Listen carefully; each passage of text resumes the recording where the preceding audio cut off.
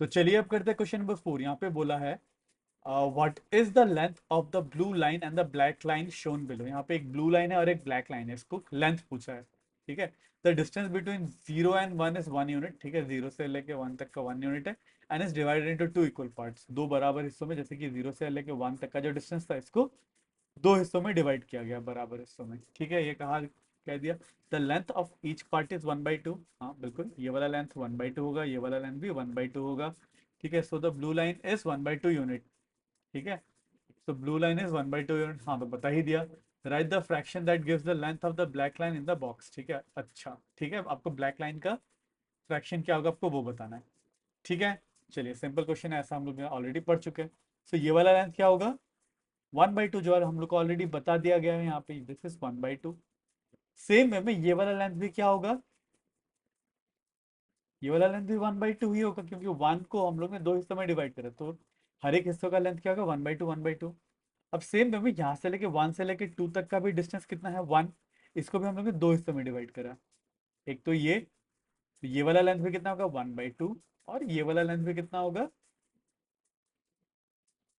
1/2। तो अब ये वाला टोटल लेंथ, यहाँ से लेके यहाँ तक का लेंथ पूछा है। ठीक, ये लेंथ कितना होगा। अब ये टोटल लेंथ बनाने के लिए सबसे पहले ये 1/2 यहाँ से लेके यहाँ तक एक 1/2 हो गया, यहाँ से लेके यहाँ तक दूसरा 1/2 हो गया, यहाँ से लेके यहाँ तक तीसरा 1/2। तो कितने 1/2 हो गए, तीन 1/2 हो गए। इसका मतलब 3 × 1/2 मतलब 3/2। तो ये वाला पॉइंट होगा 3/2। ठीक है, चलिए अब करते क्वेश्चन नंबर 5। यहाँ पे बोला है right the fraction that gives the length of the black line in the respective blocks. ठीक है, आपको फ्रैक्शंस लिखना है जो इन ब्लैक लाइंस का लेंथ दे दे।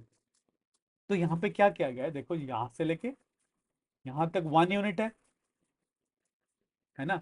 इस 1 यूनिट को कितने हिस्सों में डिवाइड किया गया, एक, दो, तीन, चार, पांच हिस्सों में डिवाइड किया गया। ठीक है, तो हर एक हिस्से का लेंथ कितना होगा, 1/5। इस वाले हिस्से का भी 1/5, तो ये दो 1/5 मिलकर 2/5, ये 3/5, 4/5 और ये 1। ठीक है, तो ये 1 हो गया। 1 के बाद यहाँ पे जो आता है और एक 1/5 आ जाता है, तो ये क्या होता है, एक के साथ ऐड होता है 1/5, 1 + 1/5। ठीक है, तो ये वाला पॉइंट कितना हो जाता है इन फ्रैक्शन, 1 + 1/5। इसको हम लोग 1 होल 1 and 1/5 भी लिख सकते हैं, या फिर 1 को हम लोग क्या लिख सकते हैं, 5/5 और प्लस, सॉरी 5/5 इज 1 और 1/5, 1/5, 5/5 और 1/5 हो जाता है 6/5। तो ये वाला पॉइंट हो जाता है 6/5।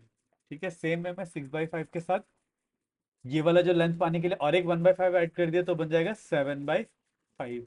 ये वाला लेंथ क्या होगा, और एक 1/5 ऐड कर दिया जाएगा तो मिल जाएगा 8/5।